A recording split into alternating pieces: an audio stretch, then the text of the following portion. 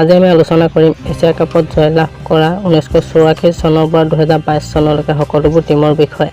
প্ৰথমখন মেচ আৰম্ভ হৈছিল 1984 চনত আৰু ফাইনেল মেচখন হৈছিল ভাৰত আৰু শ্ৰীলংকাৰ মাজত আৰু প্ৰথমখন এছিয়া কাপ মেচতে ভাৰতে জয়লাভ কৰিছিল।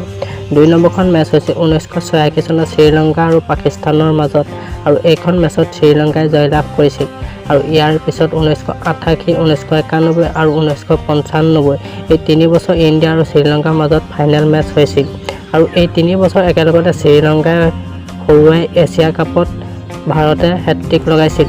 ইয়াৰ পাছত আকৌ এবাৰ 1997 চনত ইণ্ডিয়া আৰু শ্ৰীলংকা পুনৰবাৰ মুখামুখি হয়, কিন্তু এইবাৰ এইখন মেচত শ্ৰীলংকাই ইণ্ডিয়াক হৰুৱাবলৈ সক্ষম হয় আৰু ইয়াৰ পাছত 2000 চনত পাকিস্তান আৰু শ্ৰীলংকাৰ মাজত মেচ হয় আৰু এইখন মেচত পাকিস্তানে জয়লাভ কৰে।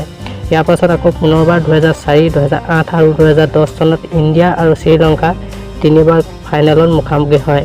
তাৰে 2000 আৰু 2004 চন আৰু 2008 চনত শ্ৰীলংকাই দুবাৰকৈ ইণ্ডিয়াক পৰাস্ত কৰে আৰু 2010 চনত ইণ্ডিয়াই শ্ৰীলংকাক পৰাস্ত কৰে। 2012 চনত পাকিস্তান আৰু বাংলাদেশৰ মাজত ফাইনেল হয় আৰু এইখন মেচত পাকিস্তানে জয়লাভ কৰে। 2014 চনত শ্ৰীলংকা আৰু পাকিস্তানৰ মাজত ফাইনেল মেচ হয় আৰু এইখন মেচত শ্ৰীলংকাই জয়লাভ কৰে।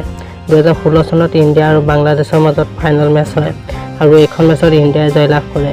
2018 চনত আকৌ পুনৰবাৰ ইণ্ডিয়া আৰু বাংলাদেশৰ মুখামুখি হয়, কিন্তু এইবাৰো ইণ্ডিয়াই জয়লাভ কৰে আৰু এই বছৰ 2022 চনত পাকিস্তান আৰু শ্ৰীলংকাৰ মাজত ফাইনেল মেচত মুখামুখি হয় আৰু এইবাৰ শ্ৰীলংকাই এছিয়া কাপত জয়লাভ কৰিবলৈ সক্ষম হয়।